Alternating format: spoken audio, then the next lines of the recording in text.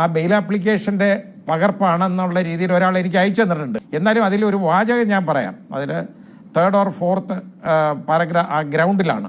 അതിനകത്ത് എഴുതിയേക്കുന്നത് അവരൊരു TV ചാനലിൽ ഏതാണെന്ന് എനിക്കറിയില്ല കേട്ടോ, ഒരു ജോലി കാരണം ആ TV പേര് മറച്ചേക്കാണ്. TV എന്ന് മാത്രമേ ഉള്ളൂ, ബാക്കി എനിക്ക് ഒരു ചാനലിൽ വർക്ക് ചെയ്തുകൊണ്ടിരുന്നു. അതിന് ഈ ചാനൽ നമുക്കങ്ങ് വിടാം. അവരൊരു സ്ഥലത്ത് വർക്ക് ചെയ്തുകൊണ്ടിരുന്നു. ആ വർക്ക് ചെയ്തുകൊണ്ടിരുന്ന ആ സ്ഥലത്തുനിന്ന് അതിൻ്റെ അധികാരികൾ അവരെ വിളിച്ചു പറഞ്ഞു, ഇതുപോലൊരു പരാതി കൊടുക്കണം, ഇവിടെ ജോലി വേണമെങ്കിൽ ഇതുപോലൊരു പരാതി കൊടുക്കാൻ തയ്യാറായില്ലെങ്കിൽ ഇവിടെ ഇങ്ങനെ ജോലി ചെയ്യാൻ പറ്റുകയല്ല എന്ന് ഈ സ്ത്രീയോട് പറഞ്ഞിട്ടുണ്ടെന്ന് അവരത് റെക്കോർഡ് ചെയ്തിട്ടുണ്ട്. ഇവരെല്ലാം റെക്കോർഡ് ചെയ്യും കേട്ടോ, മുഴുവൻ. അതാണ് നമ്മൾ ശ്രദ്ധിക്കേണ്ടത്. റെക്കോർഡ് ചെയ്തിട്ട് ഇയാൾക്ക് അയച്ചു കൊടുത്തിട്ടുണ്ട്, അത് റെക്കോർഡ് ചെയ്ത്. എന്നിട്ട് അയാളെ വിളിച്ചു പറഞ്ഞു, ഇതേപോലെ എനിക്ക് ഇങ്ങനെ ഒരു പ്രഷറുണ്ട്, അതുകൊണ്ട് എനിക്ക് പരാതി കൊടുക്കാതിരിക്കാൻ നിവൃത്തിയില്ല എന്ന് പറഞ്ഞ രീതിയിൽ അതിനകത്ത് ബെയിൽ ആപ്ലിക്കേഷനിൽ അത് പ്ലീഡ് ചെയ്തിട്ടുണ്ട്. അതുകൊണ്ടാകുമ്പോൾ ഒരു ഗ്രൗണ്ടായിട്ട് അത് ഞാൻ ഹിയറിങ്ങിന് മുമ്പായിട്ട് കോടതിയിൽ ഹാജരാക്കാം എന്നാ പറഞ്ഞ. കാരണം ഇയാൾ റെക്കോർഡ് ചെയ്യുന്നതാണ്. ഈ സ്ത്രീ മാത്രമല്ല, ഇവർ രണ്ടുപേരും അങ്ങോട്ടും ഇങ്ങോട്ടും റെക്കോർഡ് ചെയ്തുകൊണ്ടിരിക്കുന്ന ആളുകളാണ്. ഇയാൾ റെക്കോർഡ് ചെയ്തിട്ടുണ്ട്, അതെടുത്ത് ഹാജരാക്കാം എന്നാണ് പറഞ്ഞേക്കുന്നത്. എനിക്കത് വളരെ അതിശയമായിട്ടാണ് തോന്നുന്നത് ഇതൊക്കെ. പക്ഷേ അങ്ങനെ വന്നാൽ, അങ്ങനെ അത് ഹാജരാക്കുകയാണെന്നുണ്ടെങ്കിൽ അവർക്ക് ഇതുവരെ കംപ്ലൈൻ്റ് ഇല്ലായിരുന്നു. ആരാണ്ട് ഇവരെ കുത്തിത്തള്ളി വിട്ട് കംപ്ലൈൻറ്റ് ഉണ്ടാക്കിയതാണ് എന്നാണ്. അതുകൊണ്ടായിരിക്കാമല്ലോ അയാൾ നേരത്തെ എല്ലാം പറയുന്നത്, മാധ്യമങ്ങളുടെ മുമ്പിൽ പറയുന്നത് നമുക്ക് കേൾക്കാം. പരാതി എവിടെയെന്ന് ചോദിക്കുന്നില്ലേ? ആദ്യം ഹൂ കേഴ്സ് എന്ന് ചോദിച്ച ആൾ പിന്നെ പരാതി എവിടെയെന്നായി. കാരണം പരാതി വരികയില്ല എന്ന് അയാൾ ഹി വാസ് വെരി കോൺഫിഡൻറ്റ്. അതുകൊണ്ടാണല്ലോ ഇങ്ങനൊരു കാര്യം പറഞ്ഞേക്കുന്നത്. ആ ലേഡി തന്നെ വിളിച്ച് ഇയാളെ എടുത്ത് പറഞ്ഞതായിട്ടാണ് ഒരു ഗ്രൗണ്ട് എഴുതി വെക്കുന്നത് ബെയിൽ ആപ്ലിക്കേഷൻ. അത് അവിടെ പ്രൊഡ്യൂസ് ചെയ്തോളാം എന്നും അതിൽ കാണിച്ചിട്ടുണ്ട്. അങ്ങനെ പറയുകയാണെങ്കിൽ അതിൻ്റെ അർത്ഥം അതുവരെ അവർക്ക് പ്രശ്നമില്ല, ആരോ നിർബന്ധമായിട്ട് പറഞ്ഞ് ഇപ്പോൾ പരാതി ഉണ്ടാക്കിയെടുത്തതാണ് എന്ന് വരും. ഇതൊക്കെ അയാൾക്ക് ആൻറ്റിസിപ്പേറ്ററി ബെയിൽ കിട്ടാനുള്ള ഗ്രൗണ്ടായിട്ടാണ് എനിക്ക് തോന്നുന്നത്. കീഴ്വഴക്കം അനുസരിച്ച് ഇതുപോലെ ഒരു ആൻറ്റിസിപ്പേറ്ററി ബെയിൽ ആപ്ലിക്കേഷൻ കൊടുത്തു കഴിഞ്ഞാൽ അത് കേൾക്കുന്നതിന് മുമ്പായിട്ട്, അതിൽ ഉത്തരവ് വരുന്നതിന് മുമ്പായിട്ട് അങ്ങനെ ഒരു അറസ്റ്റ് ചെയ്യാറില്ല എന്നുള്ളതേ ഉള്ളൂ. അറസ്റ്റ് ചെയ്യുന്നതുകൊണ്ട് തെറ്റൊന്നുമില്ല, നിയമത്തിൽ അറസ്റ്റ് ചെയ്യാൻ പാടില്ലെന്ന് പറയില്ല. അൺലെസ് അവിടെ നോട്ട് ടു അറസ്റ്റ് എന്നൊരു ഓർഡർ, ഇടക്കാല ഉത്തരവ് ഉണ്ടെങ്കിൽ ഉണ്ടെങ്കിൽ അറസ്റ്റ് ചെയ്യത്തില്ല.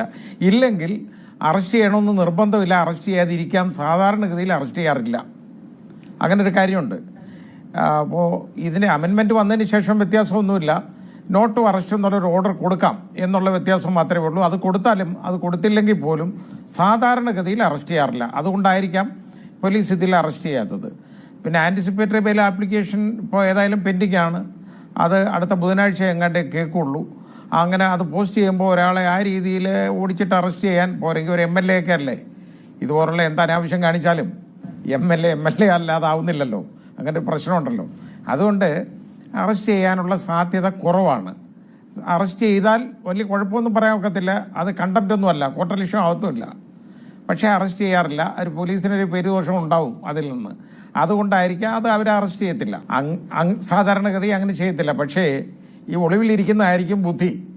കാര്യം ഇതിപ്പോൾ പുറത്തിറങ്ങി നടന്നു കഴിഞ്ഞാൽ ഇതിനെക്കുറിച്ച് ആളുകൾ പറയും, അതായത് കണ്ടോ ഇയാളിങ്ങനെ ഏതാണ്ട് ഇത്രയും വലിയൊരു ക്രൈം ചെയ്തിട്ട് ഇറങ്ങി നടക്കുന്നു ഒക്കെ പറയും.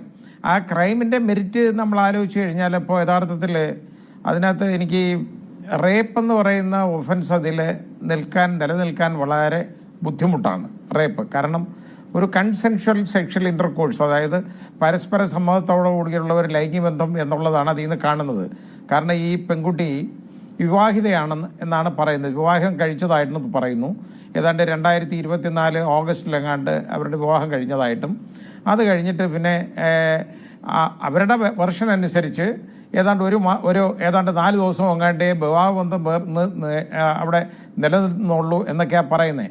പിന്നെ തദ്ദേശ സ്വയംഭരണ സ്ഥാപനത്തിൽ ഇത് രജിസ്റ്റർ ചെയ്തിട്ടില്ല, അതുകൊണ്ട് ആ വിവാഹത്തിന് വിലയില്ല, അത് ഒഴിഞ്ഞു എന്നുള്ള ഒരു കാഴ്ചപ്പാട്, ആ കാഴ്ചപ്പാട് ശരിയല്ല.